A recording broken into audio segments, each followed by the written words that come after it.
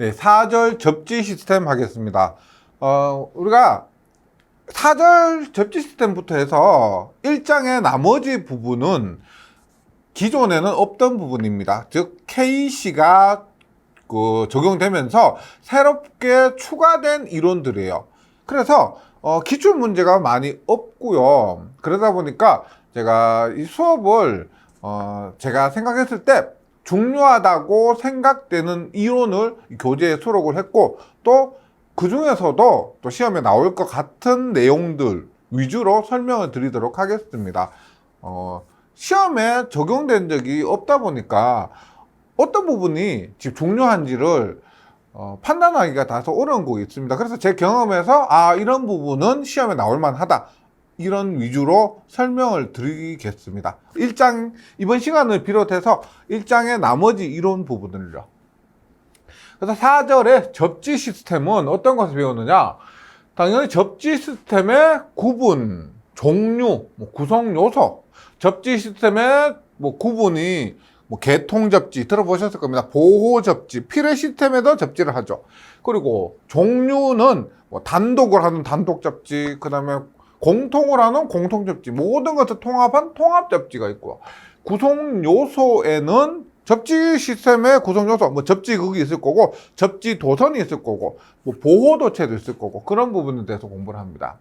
그리고 접지 시스템의 요구 사항, 접지 시스템에서 또 중요한 부분이 뭐냐면 전선의 단면적입니다. 접지 도체는 단면적을 얼마 쓰고, 구리는 얼마, 알루미늄은 얼마, 그 다음에 보호 도체는 단면적이 얼마, 이런 것들이 있고요. 접지극의 시설 및 접지 저항, 접지극 시설, 그리고 그에 대한 접지 저항값에 대해서 공부를 하고요. 수용가의 접지, 전기를 사용하는 장소에 수용가에서의 접지, 그 다음에 변압기 중성점에도 접지를 합니다. 예. 이 변압기 중성점에는 접지 저항 값이라고 되어 있죠. 변압기 중성점에는 접지를 하긴 하는데 그 수치까지 계산을 할 줄 알아야 됩니다. 또한 공통 접지와 통합 접지에 대해서 보고요. 감전 보호용 등전이 본딩까지 해서 이 접지 시스템을 한번 마무리해 보도록 하겠습니다. 그래서 먼저 접지 시스템에서 일반 접지 시스템의 구분, 종류, 구성 요소가 있습니다. 이 부분이 접지를 시작하기 때문에 굉장히 중요하겠죠. 일단 구분으로서는 개통 접지, 보호 접지, 필해 시스템 접지가 있습니다. 개통 접지는 제가 용어로 하면서 뭐라고 했냐면 전력공학 시간에서 배웠던 중성점 접지 있죠. 직접 접지, 저항 접지, 소리액터 접지, 비접지. 그래서 개통 접지라면 우리가 보통 Y결선에서 이렇게 했을 때 이렇게 접지하는 거 있죠. 이게 접지가 하면 어떻게 돼요? 보호 계전기의 동작이 확실해진다. 그 다음에 직접 접지 같은 경우는 단절이 가능하다. 이런 여러 가지 전력공학 시간에 배웠던 그 접지라고 생각해 주시면 되고요. 보호 접지는 기기가 있습니다. 전동기예요, 전동기. 전동기 외함을 이렇게 접지를 함으로써 사람이 닿아도, 사고 시 사람이 이렇게 닿아도 사람의 감전이 되지 않도록, 즉 보호하도록 하는 접지가 보호 접지입니다. 그 다음 필해 시스템 접지는 말 그대로 필해기 있죠. 필해기에 하는 접지가 필해 시스템 접지가 되고요. 그래서 구분은 개통, 보호, 필해 시스템 접지 이렇게 구분할 수가 있고, 시설의 종류에 따른 구분은 시설, 접지를 단독으로 하느냐, 전동기마다 접지를 하는 겁니다. 단독으로 접지하느냐, 혹은 공통 접지, 전압 중에서도 저압, 고압, 특고압 있죠. 이런 것들을 공통으로 접지를 하느냐, 통합 접지는 전력뿐만 아니고 통신, 필해, 모든 것 있죠. 접지하는 것은 모두 묶어서 접지하는 것이 통합 접지입니다. 그래서 그림을 잠깐 참고해 주시면은 이해하기 어렵지 않으실 겁니다. 단독 접지는 보니까 접지가 특고압 따로, 고압 따로, 저압 따로, 필해 따로, 통신 따로 이렇게 되는 것이고요. 공통 접지는 전력계통 있죠. 특고압, 고압, 저압만 이렇게 묶여 있죠. 그래서 접지를 이렇게 한 번만 해도 되고요. 묶어서 하나만 해도 되고, 이렇게 접지를 따로, 다만 이 부분은 묶어야 됩니다. 이것이 공통 접지가 되고, 근데 필요와 통신 접지는 따로 해요. 공통 접지를 하더라도. 그럼 통합 접지를 보니까 뭐요? 특고압, 고압, 저압, 필요의 통신은 모두 한꺼번에 묶었죠. 모두 통합시킨 접지다, 이런 의미예요. 그래서 개념이 어렵지 않죠. 근데 공통 접지와 통합 접지도 다릅니다. 공통은 필요와 통신은 따로 접지하는 것이고요. 통합은 필요와 통신까지 모두 한꺼번에 접지하는 것이 통합 접지가 됩니다. 그 다음 구성 요소가 있어요. 접지를 하는데, 근데 구성 요소는 접지극, 접지도체, 보호도체, 기타 설비로 이루어져 있고, 접지극, 보호도체를 접지도체 사용해서 주접지 단자 연결해야 한다. 제가 1장 용어 설명하면서 그 등연히 본딩하면서 그 그림 있죠. 꼭 암기해 달라고 부탁드렸는데, 이거 보세요. 이것이 접지 시스템인데, 접지 시스템이니까 당연히 접지극이 있어야 될 겁니다. 접지극. 지금 T가 접지극이에요. 그 다음 뭐가 있어야 될까요? 접지극과 연결하는 접지도체. 예전에 접지선이라고 그랬는데 접지도체입니다. 접지극과 연결하는 접지도체가 있어야 됩니다. 그 다음에 또 뭐가 있어야 될까요? 얘가 뭐야? 노출도전부죠. 노출도전부가 전동기 외합니다. 그럼 그것과 주접지 단자를 연결하는 뭐요? 보호하는 목적이죠. 보호를 위해서 보호도체가 이렇게 있어야 됩니다. 네.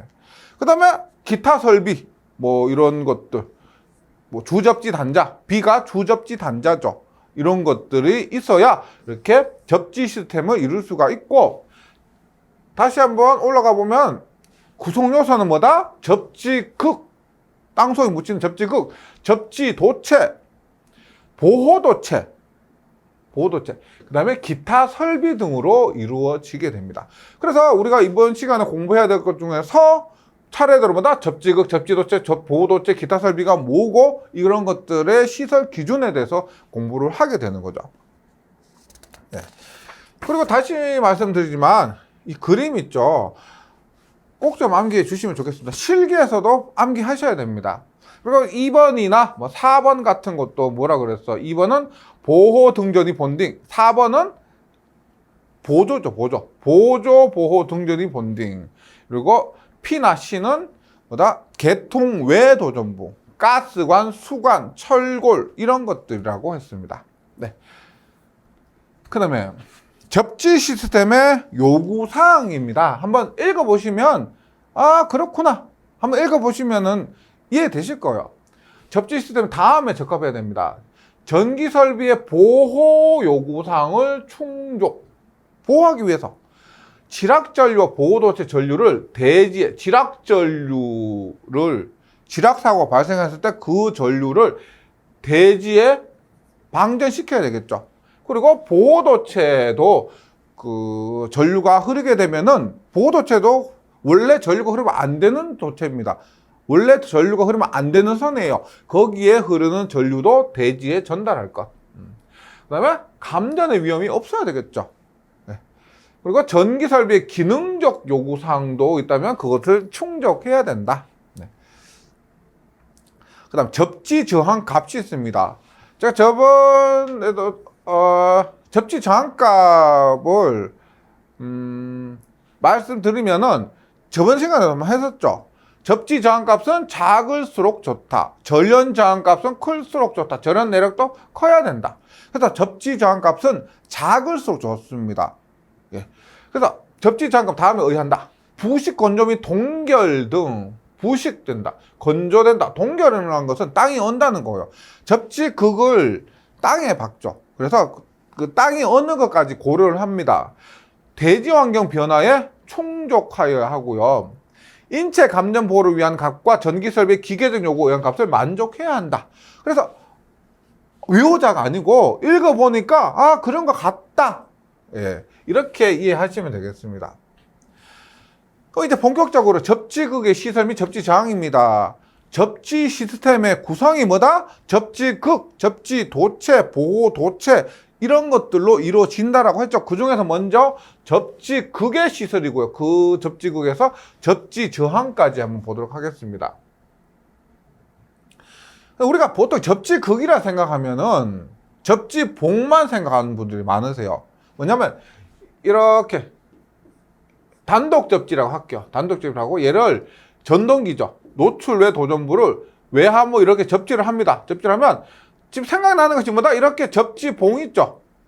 접지봉만 생각하시는데 더 많은 것들을 접지극으로 사용할 수가 있습니다. 접지극이 뭔지는 일단 지금 확실하게 개념 잡고 계셔야 되고요. 접지극에서 접지극 종류는 일단 콘크리트에 매입된 기초 접지극. 우리가 시골에 농촌에 있는 그런 한적한 곳이라고 하면은 접지봉을 이렇게 그냥 박아도 됩니다. 근데 보통 건물이 도시 시내에 있죠. 그 땅 자체가 좁죠. 그래서 접지극을 이렇게 시설할 만한 그런 공간적인 부분이 많이 없습니다. 그러다 보니까 콘크리트에 매입, 콘크리트 공구리 신다 그러죠. 콘크리트에 매입시킨 기초 접지극이 있고요. 토양에 매설된 기초 접지극 이런 것도 있습니다. 토양에 매설된 기초 접지극. 그다음에 토양에 수직 수평으로 직접 매설된 금속 전극 이런 거고 금속 전극도 봉뿐만 아니고요. 접지봉이라고 하죠. 0.9m 이상 이런 접지봉이 있는데 봉의 길이를 말한 거예요. 봉뿐만 아니고 전선, 테이프, 배관, 접지판 이런 것도 많이 사용합니다. 그래서 보세요. 지금 그림은 제가 수록을 했는데 여긴 제가 수록한 그림들은 KEC 한국적인 설비 규정에 명시된 게 아니고 이해를 돕기 위해서 제가 그림을 수록한 겁니다.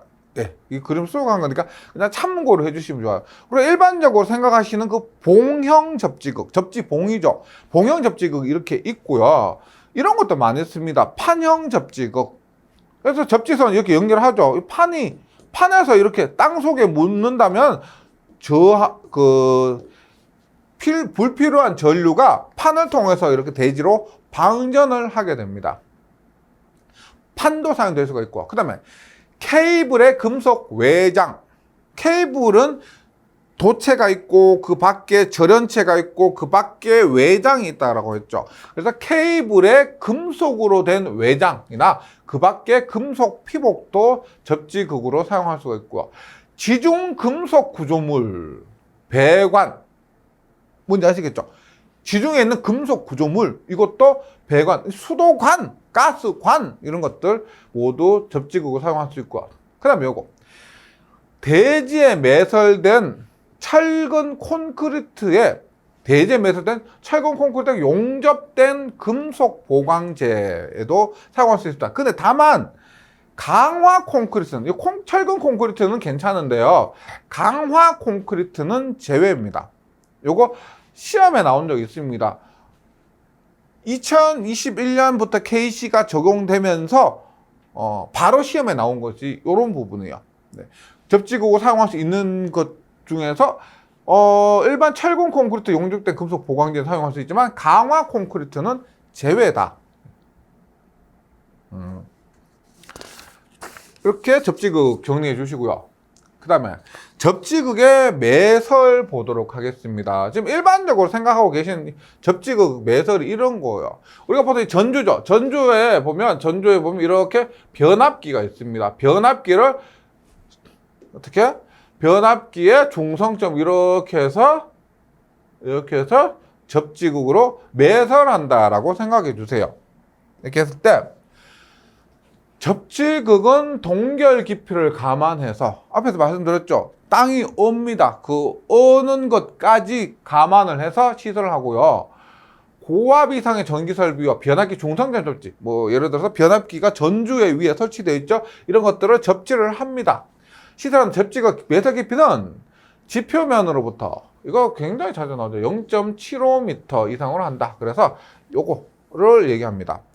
근데 접지극이 이것뿐만 아니고 뭐 앞에서 피레 접지극도 나온다고 했고요. 접지극의 깊이라고 하면은 0.75m 이상입니다. 제가 앞에서 0.9m라고 말씀드린 그런 것들 KC 규정에는 없어요. 없는데 참고적으로 이런 것들이 접지봉이 0.9m 이 말이고요. 접지극의 매설 깊이는 지표면상 0.75m 이상으로 한다. 반드시 기억해 주시기 바랍니다. 그래서 접지도체를 철주, 기타 금속재를 따라서 시사하는 경우 접지극을 철주면 밑면부터 0.3m 이상 이거죠. 그림 보시면 접지극을 얘를 철주가 있습니다. 밑면으로부터 0.3m, 0.3m 이상 깊이에 매설하거나, 근데 어렵죠. 우리가 예를 들어서 철근 콘크리트주라고 했을 때, 예를 들어서 한 15m짜리 전주를 묻으려면은 2.5m를 파야 됩니다. 2.5m 이상 매설해야 돼요. 근데 이건 뭐예요? 2.5m에다가 0.3m 더 깊이 파서 묻으라는 거잖아. 그러니까 어렵고, 이렇게 할 것이 아니면 여기에서 1m 이상 떨어져서 매설합니다. 근데 철주인 경우고요. 만약에 목주, 나무 전봇대 있죠. 나무 전주 이런 경우는 또 다릅니다. 뭐 0.5m 이렇게 되는데 일반적으로 금속재, 철주, 기타 금속재니까 1m 이상 떨어지도록. 왜? 너무 가까이 붙으면 이게 방전을 했는데, 접지극에서 방전을 했는데 철주의 경우 다시 타고 올라올 수가 있겠죠. 그래서 1m 이상 떨어지도록 매설해야 된다. 그 다음 접지극은 땅 속에, 일단 어쨌든 간에 땅 속에 있잖아요. 그러다 보니까 땅 속에 있으면 금속을 땅 속에 많이 묻어놨다고 생각해 보세요. 그러면 부식이 되죠. 녹슬죠. 그러니까 부식에 대한 고려를 해야 됩니다. 부식, 전기 부식, 그걸 전식이라 합니다. 접지극의 부식을 일으킬 수 있는 폐기물 집화점이 번화한 장소에 접지극 설치 피할 것, 이거 당연하죠. 부식이 더 많이 될 겁니다. 서로 다른 재질의 접지극을 연결할 경우 전식을 고려할 것. 서로 다른 재질의 접지극이라면 동선, 알루미늄 선을 연결하면은 그 부분에 전식, 전기 부식이 발생할 수 있습니다. 콘크리트 기초 접지극에 접속하는 접지도체가 용융 아연 도금 강제. 용융 아연 도금 강제는 우리가 부식 방지하기 위해 이런 것들이고요. 접속부를 토양에 직접 매설해서는 안 된다. 콘크리트 기초 접지극에 접속하는 접지도체가 콘크리트 기초 접지극 하는 것이 용융 아연 도금 강제인 경우는 접촉부를 토양에 직접 매설하면 안 되고 모든 보호장치 같은 것들이 있어야 된다. 이렇게 이해하시면 됩니다. 접지극 접속하는 경우에 반려석, 용접, 앞살 접속, 클램프 또는 그 밖에 적절한 기계적 접속 장치로 접속해야 된다. 뭐 그냥 이해되시죠? 그럼 가연성 액체나 가스를 운반하는 금속지 배관 접지극으로 사용할 수 없다. 이거 가연성 액체나 가스를 운반하는 금속재 배관은 누가 봐도 위험해 보이죠. 위험해 보이기 때문에 접지 설비의 접지극으로 사용할 수 없다. 접지극이 큰 전류를 방전을 하는데 위험하니까 이런 것들을 할 수 없다. 다만 보호 등전이 본딩은 예외다. 보호 등전이 본딩, 보호를 하기 위한 등전이 본딩은 가능하다. 이런 겁니다. 접지 시스템의 고려고요. 그 다음에 이거 중요합니다. 굉장히 시험 출제 빈도가 높은 것이 수도관 등을 접지극으로 사용하는 경우. 앞에서 말씀드렸지만 여기 접지극으로 사용 가능한 게 이것이 있었죠. 지중 금속 구조물 배관도 접지극으로 사용합니다. 대표적인 것이 뭘까요? 그것이 수도관입니다. 그래서 시험에 굉장히 출제 빈도가 높은 것이 수도관 등을 접지극으로 사용하는 경우, 지중해 매설되어 있고 대지와의 전기장 값이 3옴 이하의 값을 유지하고 있는 금속재 수도관로는 접지극으로 사용이 가능하다. 네. 그림을 한번 참고해 주시면 이거 뭐야? 전동기입니다. 전동기를 이렇게 전동기 외암을 접지를 하는데 수도관에 접지를 할 수가 있다는 거예요. 그런데 조건이 있습니다. 일단 3옴 이하의 값을 유지해야 된다. 이 수도관로의 저항을 측정했을 때 3옴 이하여야 합니다. 그리고 좀 더 보세요. 다음 조건을 만족해야 됩니다. 접지도체와 금속재 수도관로의 접속은 접지도체 얘하고 이 수도관로의 접속은 75mm 이상인 부분, 75mm 이상인 부분은 얘를 이렇게 아무 때나 이렇게 75mm 이상이면은 아무 때나 접지를 할 수가 있습니다. 또는 75mm 미만인데 이 분기점에서 5m 이하면은 분기점에서 5m 이내 부분에서는 또 지금 이것처럼 접지를 할 수가 있는 거예요. 5m 이하니까 75mm에서 분기해도 5m 이하에서는 또 접지를 할 수가 있다. 근데 금속재 수도관로 대지 사이 전기저항 값이 2옴 이하인 경우는 5m 이하에서 해야 되는데 만약에 여기까지 5m 근데 접지저항을 측정했는데 2옴 이하예요. 그러면 얘를 여기도 측정할 수가 있다는 겁니다. 5m가 넘어도 측정할 수가 있다. 사용할 수 있다. 그래서 5m를 넘을 수가 있다. 요거 자주 나옵니다. 자주 출제가 돼요. 예. 그 다음에 요거 또 보세요. 접지도체와 금속의 수도관의 접속부를 수도 계량기로부터 수용 과측에 설치할 경우는 네, 이거 보세요. 지금 접지를 수도 계량기가 이렇게 있습니다. 그럼 얘가 그 수도 공급 측이고요. 수도 사용 측이죠. 공급 측과 사용 측인데 접지를 사용 측에 수도 계량기로부터 수도 수용가 측에 설치하는 경우에는 수도 계량기를 사이에 두고 양측 수도 관로를 등전이 본딩. 요겁니다. 이것을 등전이 본딩을 해야 된다. 네. 계량기 자체가 우리가 절연체일 수가 있잖아요. 전기가 통하지 않을 수가 있잖아요. 그래서 등전이 본딩을 하면은 우리가 수도 수용가 측에 사용 측에도 접지를 할 수가 있다는 겁니다. 그다음 접지도체 금속의 수도관로 접속부로 사람이 접촉 우려가 있는 곳에 설치하는 경우는 손상 방지하도록 방호장치 이런 것들은 뭐 당연하고요. 라번 접지도체 금속의 수도관로 접속 사용하는 금속재는 접속부에 전기적 부식이 생기지 않아야 한다. 또 뭐 당연히 수긍이 되시죠. 이렇게 할 수가 있고 그림으로 한 번만 이게 필기뿐만 아니고요.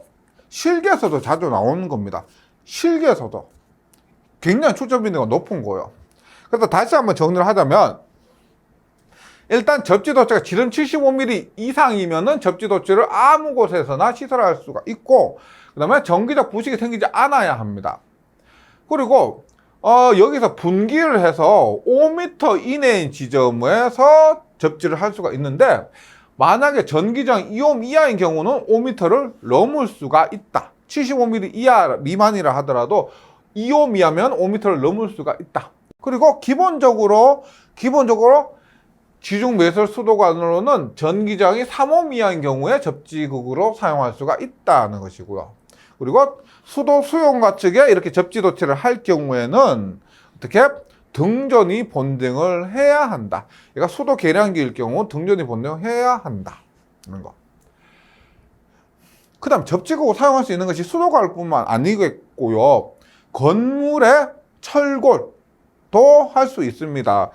그래서 건축물 구조물의 철골 기타 금속재가 대지와 사이에 2옴 구분하셔야 되는 것이 수도관 3옴. 근데 조건이 있죠. 만약에 75mm에서 분기해서 5m를 넘었을 때 2옴 이하면 그걸 연결할 수가, 접지도체를 연결할 수가 있다라고 했고, 건축물 구조물의 철골은 3옴이 아니고 2옴입니다. 2옴 이하인 경우는 접지극으로 사용이 가능하다. 언제? 비자지식 고압전래 시설하는 기계기구의 철대 또는 금속재 외함의 접지공사, 그리고 이런 곳의 접지공사. 하여튼 철골, 뭐 기타 금속재라고 하면은 3옴, 수도관은 철골 기타 금속재는 2옴, 수도관은 2옴 혹은 3옴 이렇게 구분을 해 주셔야 됩니다. 출제 빈도가 굉장히 높아요. 그 다음에 접지 시스템에 뭐다? 접지 극이 있었고 접지 도체가 있었습니다. 접지 도체 뭐다? 이렇게 접지 극이 이렇게 있다면 접지 극과 연결하는 것이 접지 도체죠. 여기 뭐다? 뭐가 있었어요? 주접지 단자, 주접지 단자, 접지 도체, 접지 극, 여기에 보호 도체 등이 연결되고 혹은 뭐 보호 등전이 본딩 이런 도체가 연결이 되었었죠. 지금 얘기하는 것은 이겁니다. 그럼 이 지금 접지 도체는 여기에 연결하는 보호 도체나 보호 도체 혹은 보호 등전이 본딩 도체 이런 것보다는 뭐요? 여기에서 흐르는 전류들이 모두 접지 도체를 통해서 흐르기 때문에 다른 도체보다는 굵기가 더 굵어야 될 겁니다. 더 튼튼해야 할 겁니다. 그래서 전선의 종류가 지금 또 했지만 접지 도체, 보호 도체, 보호 등전이 본딩 도체 이런 것들이 있는데 이 접지 도체의 특성 그리고 굵기 가장 중요한 것은 굵기예요. 굵기. 네, 한번 볼게요. 일단 접지 도체에 필해 시스템이 접속된 경우 이 접지 도체에 필해 시스템이 만약에 접속되었다면 하면 더 큰 전류가 흐르겠죠. 따라서 더 굵은 접지 도체를 사용해야 될 겁니다. 그럴 때 필해 시스템이 접속된 경우는 구리가 16, 철제가 50입니다. 이게 우리 전선의 공칭 단면적, 전선의 공칭 단면적이 있습니다. 보통 뭐 1.5, 그 다음에 뭐 2.5인데, 우리 옥내 배선에서 최소, 옥내에서 사용하는 배선, 최소는 2.5요. 그리고 4, 6, 10, 16, 25, 35, 50, 뭐 이런 식으로 갑니다. 이 공칭 단면적으로서 정해져 있습니다. 정해져 있는데, 접지 도체 필해 시스템이 접속된 경우는 구리는 16이고요. 철제는 50입니다. 접지 도체는 일단 철제 혹은 구리를 많이 사용하고 16과 50입니다. 근데 접지 도체에 큰 고장 전류가 흐르지 않는 경우 필해 시스템을 연결하지 않았다면은 그렇게 큰 고장 전류는 흐르지 않을 겁니다. 필해 시스템 연결하면은 그 낙뢰에 의한 큰 전류가 흐르겠지만 그것을 연결하지 않았다면은 일반 뭐 지락 사고 등에 따른 그런 전류가 흐르기 때문에 큰 고장 전류가 흐르지 않습니다. 그때는 구리가 16이 아니고 구리가 얼마? 6입니다. 6. 근데 철제는 똑같이 50이에요. 50. 그 다음에 고장시 흐르는 전류를 안전하게 통할 수 있다라는 전제가 있다면, 조건이 있다면은 연동선, 구리 중에서 여러 가닥으로 된 선 있죠. 한 가닥이 아니고 구리 중에서 연동선이라 하면 보통 연한 구리선입니다. 경동선 말고 연한 구리선. 그래서 이런 것들은 보통 잘 구부러집니다. 제가 조금 전에 그 단선, 연선하고 좀 헷갈렸는데요. 연동선은 잘 구부러지는 그런 연한 구리를 얘기합니다. 이때 흐르는 전류를 안전하게 통할 수 있다고 했을 때 특고압, 고압 전기 설비용 접지 도체는 6입니다. 6. 그래서 여기 6. 이거하고 똑같죠. 큰 고장 전류가 흐르지 않는 경우와 똑같습니다. 그리고 중성점 접지용 접지 도체, 변압기 중성점 접지합니다. 변압기 중성점 접지 도체에서 7kg 이하나 혹은 25kg 이하인 특과 가공 전선로에서 2초 이내 자동 차단 장치가 있다. 우리가 일반적으로 주상 변압기 얼마? 22.9kV죠. 그래서 7kV 이하나 22.9kV 그 주상 변압기의 중성점 접지고 2초 이내 자동 차단 장치가 있는 중성점 접지용 접지 도체는 똑같이 6입니다. 그래서 접지 도체는 일반적으로 구리 6이라고 생각해 주시고요. 필해 시스템이 접속되었을 때만 16입니다. 네. 구리가 보통 많이 사용되니까요. 그 외에 이거보다 더 크다. 그러면 22.9kg보다 더 크면은 66kg입니다. 우리나라 요즘 66kg 잘 사용하지 않죠. 그럼 154kg. 그런 경우는 16이 되는 거죠. 16이면 피레 시스템이 접속되었을 때하고 동일하게 이렇게 16이 적용이 됩니다. 그 다음에 이동하여 사용하는 전기, 기계, 기구, 금속재, 외함. 뭐 예를 들어서 이동하여 사용하는 것이 용접기 생각해 주시면 되죠. 용접기에서는 이동해야 되기 때문에 일단 특구압, 고압 전기설비용 접지도체 및 중성점 접지용 도체는 10입니다. 10. 앞에서 6이었잖아요. 6이었는데 10입니다. 10. 그 다음에 특구압, 고압이고요. 저압 전기설비용 접지도체 이동한다 그러면은 0.75와 1.5입니다. 다신 코드 및 캡타입 케이블 한개 도체 0.75, 기타 유연성 있는 연동선 1.5 이렇게 됩니다. 보통 앞에 이거 있죠. 이것이 많이 나올 거예요. 많이 시험에 출제가 된다면. 그 다음에 이번 접지도체는 지하 0.7m부터 지표에서 2m까지 부분 합성시간 또는 이와 동등 이상의 절연 효과와 강도를 갖는 몰드로 덮어야 하며 두께 2mm 미만의 합성수지 전송감 및 가연선 콤바인 덕트관은 제외한다. 얘도 자주 나와요. 자주 나오는데 앞에서 그림 중에서 이거 있죠. 보시면 이거 이 그림에서 2m까지입니다. 지하 0.75에서 땅속 0.75에서 2m까지는 지금 합성 수지관으로 했죠. 합성 수지관으로 이렇게 덮어서 이 접지선을 이렇게 집어 넣는다 이 말입니다. 지하 0.75에서 지상 2m까지. 근데 이 합성 수지관이 두께가 2mm 를 2mm 이하는 사용할 수 없다라고 되어 있습니다. 네, 그래서 다시 한번 가보면 보시면 이렇게 되어 있죠. 두께 2mm 미만의 합성 수지재 전성감 및 가연성 콤바인 덕트관은 제외한다. 두께가 2mm를 넘어야 된다 이 말입니다. 이게 자주 나와요.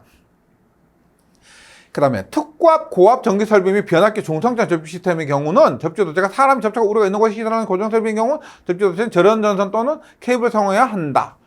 사람 접촉 우려가 있으면은 절연도체 피복이 있는 이런 절연도체 또는 케이블을 사용해야 되는데 접지도체 철쭉 기타 금속재를 따라 시설하는 경우 이외의 경우는 접지도체 지표에서 0.6m 초과하는 부분에 대해서 절연전선을 사용하지 않을 수가 있다. 보통 요게 자주 나오고요. 이거 특별한 경우이기 때문에 그냥 참고해 주시면 좋겠습니다. 그 다음에 이제 보호도체가 됩니다. 보호도체. 뭐냐? 보호도체는 다시 한번 그리지만 이렇게 접지판이 있습니다. 접지극이 있습니다. 여기에서 이렇게 방전을 하는 거죠. 방전합니다. 이것과 연결된 게 뭐였다? 접지도체였죠. 조금 전에 한 접지도체입니다. 이것이 주접지 단자와 연결되는데 여기에 흐르는 전류가 어디서 나와요? 보통 전동기, 외함, 노출 도전부, 지락사고 발생하면은요. 그래서 이것을 우리가 주접지 단자로 연결하고 만약 여기에 지락사고 발생했다. 그러면 그 전류가 이렇게 타고 접지도체를 타고 나서 접지극으로 연결돼서 방전이 되겠죠. 지금 이제 얘기하는 보호도체는 뭐다? 이겁니다. 보호도체는 피선이라고 그래요. 피선. 보호도체. 전동기, 외함. 그러니까 노출 도전부하고 주접지 단자가 연결되는 것. 보호도체. 그럼 이 보호도체의 종류는 뭐가 있을까? 보호도체는 어떤 선을 사용할 수가 있을까? 다심 케이블 도체. 케이블인데 심이 여러 가닥이 있는 그런 도체를 보호도체로 사용할 수가 있고요. 충전도체와 같은 충전도체라는 것은 전력선입니다. L1, L2, L3 그 선 있죠. 그 선과 같은 트렁킹. 트렁킹이라는 것은 우리가 몰드와 비슷합니다. 몰드와 비슷하게 뚜껑을 열고 전선을 넣고 뚜껑을 닫고, 그것이 트렁크처럼 이렇게 칸칸이 있는 것이 트렁킹이에요. 충전 도체와 같은 트렁킹, 그냥 몰드 같은 거라고 생각해 주시면 돼요. 수납된 절연 도체나 나도체. 그다음에 고정된 절연 도체 또는 나도체. 고정된 절연 도체 혹은 나도체. 그다음에 금속 케이블의 외장, 뭐 케이블 차폐, 케이블 외장, 전선 묶음, 뭐 동심 도체나 금속관인데, 이때 기계적 화학적, 전기화학적 여러에 대해서 보호할 수 있으면 전기적 연속성을 유지한 경우에 사용할 수가 있습니다. 뭐 여러 가지를 사용할 수가 있고요. 그 다음에 요거 뭐 일반적인 도체, 절연 도체, 나도체, 케이블 모두 사용할 수 있잖아요. 절연 도체, 나도체, 케이블. 그럼 보호 도체를 사용할 수 없는 것이 더 자주 나올 겁니다. 보호 도체 또는 보호 본딩 도체를 사용해서는 안 되는 금속 부분. 금속 수도관이 우리가 접지 도체로는 접지 도체가 아니고 금속재 수도관이 접지관으로, 접지판, 접지극으로는 사용이 될 수가 있다고 그랬죠. 그런데 금속 수도관이 보호도체로는 사용할 수가 없습니다. 보호도체는 여기도 했지만 절연도체나 나도체 같은 그런 전선이 사용되어야 합니다. 그럼 이것도 보시면 인화성 물질을 포함하는 금속관 안 되겠죠. 상시 기계적 응력을 받는 보호도체인데 당기는 힘이 계속 작용하고 있습니다. 당기는 힘이 계속 작용하고 있으니까 끊어질 수가 있겠죠. 이런 것도 안 됩니다. 가요성 금속 배관, 잘 구부러지는 금속 배관. 여기 보시면 고정된 절연도체 또는 나도체라 그랬죠. 고정된. 그래서 가요성은 잘 구부러지는 금속 배관이기 때문에 안 되고요. 근데 보호도체 목적으로 설계된 경우 이것 가요성 금속 배관이 보호도체 목적으로 설계되면 가능하다. 가요성 금속 전선관도 마찬가지고요. 지지선 케이블 트레 및 이와 비슷한 것들은 보호도체. 말 그대로 이게 그냥 단순한 게 아니고 전동기 외함을 접지를 합니다. 보호도체를 통해서 연결해서 그것은 사람의 혹은 뭐 재산, 건강과 직접적인 상관이 있는 거예요. 그래서 이런 것들을 최대한 안전하게 해야 됩니다. 근데 보호도체를 했는데 뭐 흔들흔들거려요. 그냥 뭐 이거 다 뭐 당기는 힘도 작용하고 그렇게 되면은 사람의 목숨을 담보로 설치하는 그런 것들이 이런 좀 불안한 그리고 뭐 기계적으로 혹은 화학적으로 불안한 것으로 사용되면 안 된다. 이런 의미로 이해해 주시면 되겠습니다. 근데 보호도체 주의사항도 있습니다. 예를 들어서 우리가 전동이 이렇게 있다고 하면은 그러면 얘를 접지를 하는데 전동 단자 이렇게 뭐 연결해서 이렇게 접지를 할 겁니다. 이렇게 보호도체 시설할 때 주의사항이 있습니다. 보호도체 접촉하는 이런 나사 있죠. 나사는 다른 목적으로 겸용해서는 안 된다. 이게 보호도체 고정용으로 사용하고 혹은 이 전동기를 고정용으로 전동기를 고정하는 목적으로도 사용하면 안 된다는 겁니다. 그러니까 이런 피스 하나를 설치하는데 보호도체 연결하고 고정 피스 같은 것도 같이 연결하면 안 된다. 그런 말이고요. 접속부는 납땜으로 접촉하면 안 된다. 납땜이 생각보다 약합니다. 네. 그래서 이런 여기 접속하는 나사 등으로 접속해야지 납땜으로 접속해서는 안 된다. 그리고 보호도체는 개폐 장치를 연결해서는 안 된다. 개폐 장치 연결하면 안 되겠죠. 보호 목적이기 때문에. 다만 시험 목적으로 공구를 이용해서 보호도체를 분리할 수 있는 접속점은 또 가능하다. 시험 목적은 가능하다. 그다음에 접지에 대한 전기적 감시를 위한 전용 장치. 접지를 정기적으로 감시하는 거예요. 그 전용 장치로서 동작 센서나 코일 변류기 등을 설치한 경우에는 보호도체 경로에 직렬로 접속하면 안 된다. 이게 보호도체가 이렇게 방전해야 되는데 이런 것들을 여기에 동작 센서 코일 변류기들을 여기에 직렬로 연결하면은 안 되죠. 원활하게 방전을 시켜야 되는데 얘가 이런 것들이 그 방전을 방해할 수도 있기 때문입니다. 그럼 기기 장비의 노출 도전부는 다른 기기를 위한 보호도체 부분을 구성하는 데 사용할 수 없다. 기기 장비의 노출 도전부, 이런 노출 도전부는 다른 기기를 위한 보호도체 부분을 구성한다. 이것을 이렇게 해서 다시 해서 이렇게 연결해서 이렇게 해서 이런 식으로 이 노출 도전부를 경로로 사용하면 안 된다 이런 의미입니다. 그 다음에 보호도체의 단면적이 있습니다. 보호도체의 단면적 자주 나옵니다. 실제 예전 제가 이렇게 얘기를 하자면 그러니까 판단 기준일 때는 그냥 이렇게 했어요. 노출 도전부가 있으면 노출 그냥 직접 접지한다고 이렇게 했습니다. 그래서 이것이 접지선이었죠. 접지선. 그러니까 지금은 뭐냐면 지금은 이게 노출 도전부 있고 어떻게 접지 극이 있습니다. 그러면 주접지 단자가 있어. 그러니까 얘를 이렇게 연결합니다. 예전에는 접지선이었지만 지금은 뭐다? 보호도체가 되고요. 보호도체가 되고 이것을 다시 접지도체를 통해서 접지극으로 연결하는 겁니다. 이게 조금 전에 했던 접지도체가 되는 거죠. 이렇게 되는 거예요. 그래서 예전에 접지선이 지금은 보호도체다. 이렇게 바뀌었고 지금 당연히 이거 무시하시고요. 보호도체, 접지도체 이렇게 구분이 되어 있는 겁니다. 그럼 보호도체 단면적, 이게 단면적 굉장히 중요합니다. 우리가 지락사고 발생했을 때 그 지락 전류를 대지로 안전하게 방전하는 그 경로에 있기 때문에 보호도체 단면적 볼게요. 보호도체 최소 단면적은 다음 표에 따라 선정해야 되는데 다음 장이 있죠. 다음 표에 따라 선정해야 되는데 일단 그 전에 보호도체용 단자도 이 도체 크기에 적합해야 되겠죠. 당연하게. 네. 다만 나에 따라 계산한 값 이상이어야 한다. 이것도 다음 페이지 있습니다. 단 TT계통, 이 TT계통은 우리가 3장에서 저압 접지 설비를 할 때 종류가 있습니다. TN계통, TT계통, IT계통이 있습니다. 그때 공부를 하고 하고 나서 다시 확인차 이렇게 넘어와 주시면 좋겠습니다. TT계통에서 전력공급 계통의 접지극과 노출도전 접지극이 독립한 경우에 보호도체 단면적은 다음 값을 초과할 필요는 없다. 일단 TT계통에서 보호도체는 구리 25, 알루미늄 35를 넘을 필요는 없습니다. 최대 이만큼이요. 그 다음에 다음 페이지를 한번 보도록 할게요. 이것은 그냥 TT계통에 한정된 것이고 보호도체 단면적 포가 있습니다.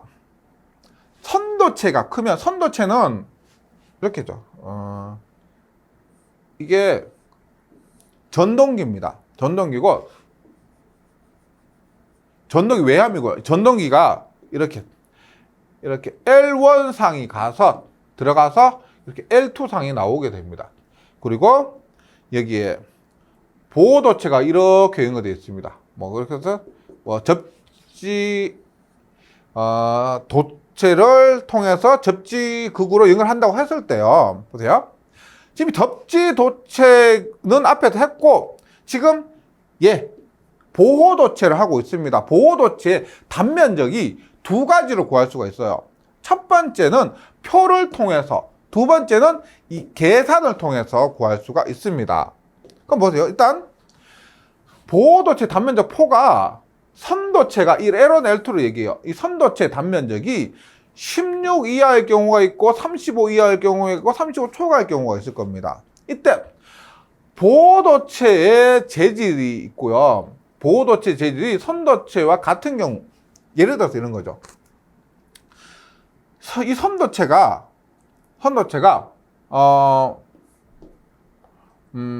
예를 들어서 사용한 전선이 있을 겁니다. 사용한 전선인데 이 보호도체의 전선의 재질이 이 선도체의 재질과 다르면 여기 이 그 상수 값을 대입해서 계산해야 됩니다. 근데 만약에 보호도체를 우리가 HF-IX 전선 샀다. 그럼 선도체 HF-IX 전선이 똑같다. 그러면은 같잖아요. 그러면 선도체에 따라서 그냥 바로 대입할 수가 있습니다. 선도체가 16 이하다. 그러면 보호도체도 어떻게? 선도체와 같이 할 수가 있습니다. 선도체도 16 이하로 할 수가 있는 거죠. 똑같다는 겁니다.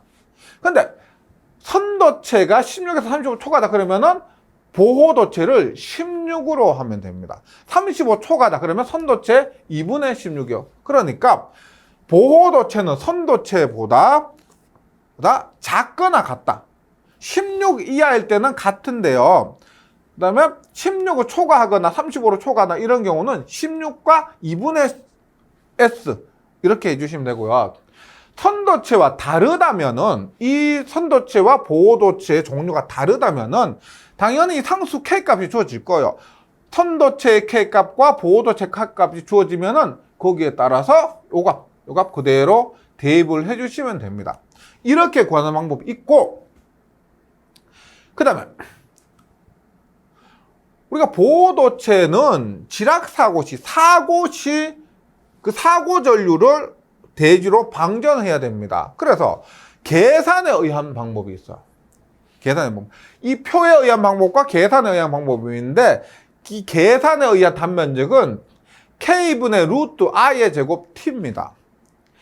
S가 뭐냐면 단면적이에요. K는 앞에서 했죠. 상수입니다. 재질이나 온도에 따라서, 뭐 예를 들어서 우리가 그 HF-IX 전선 같은 경우는 이 K 값이 143이라는 값이 정해져 있어요.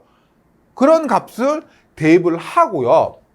이 I는 뭐냐면 지락사고가 발생했다 그럼 지락 전류입니다. 고장 전류. 그 지락 전류, 고장 전류. 그래서 보호장치를 통해 흐를 수 있는 예상 고장 전류의 시로값. T는 뭐냐? 시간입니다. 고장 전류가 흐르는 시간.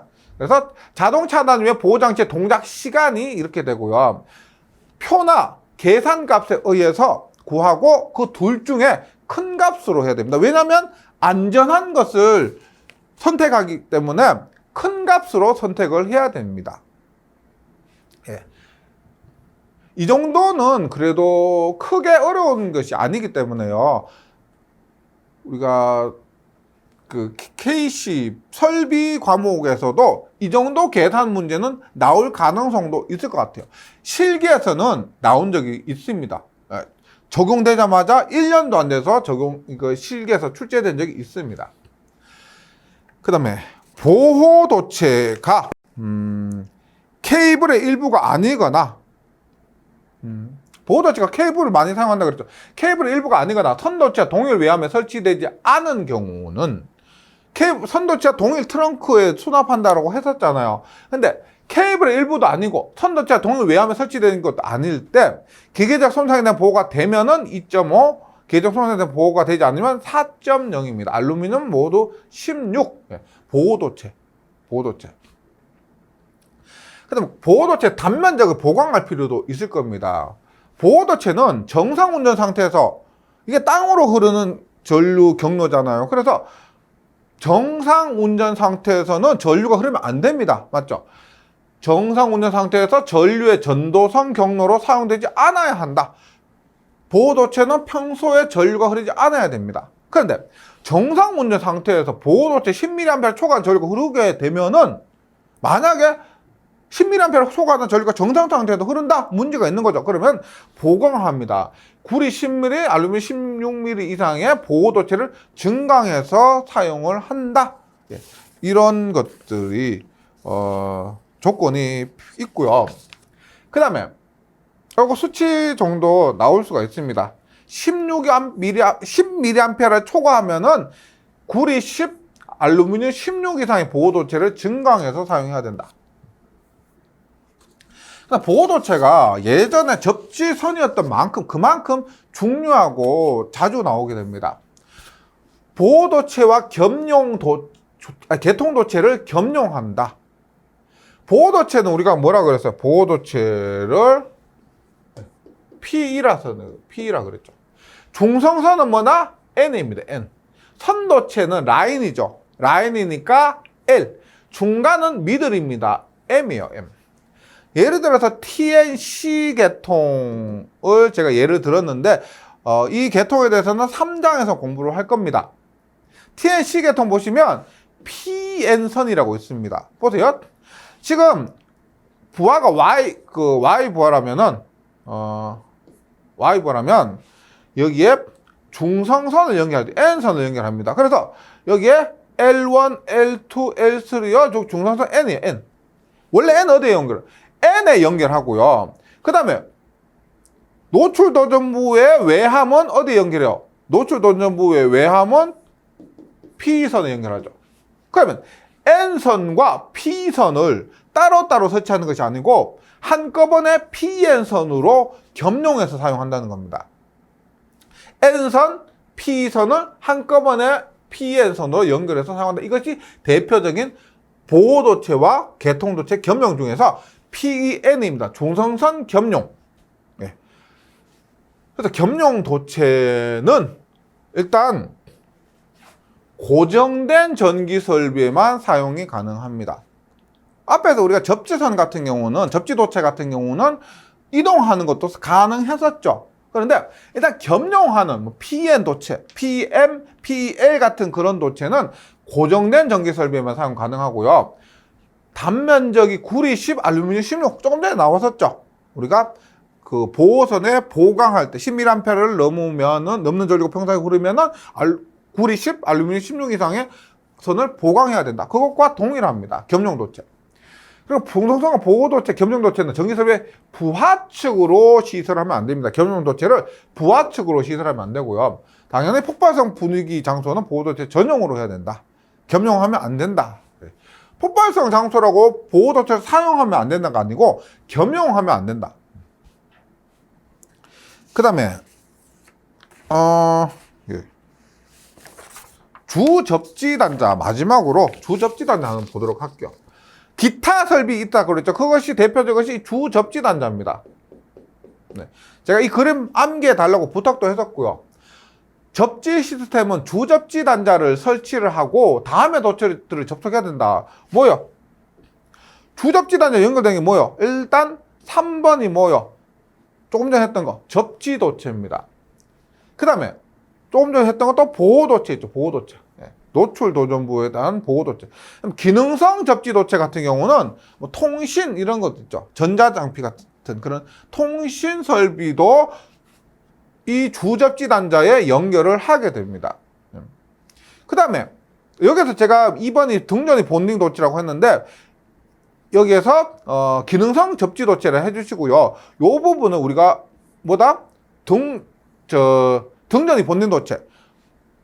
개통의 도전부, 수관, 가수관 등과 연결하는 것이 뭐라고 해서 보호 등전이 본딩 도체라고 그랬죠. 보호 등전이 본딩 도체. 이런 것들을 연결을 하게 됩니다. 접지극을 바로 연결하는 거 아니에요. 접지극과 주접지 단자 사이에는 접지 도체가 있어야 됩니다.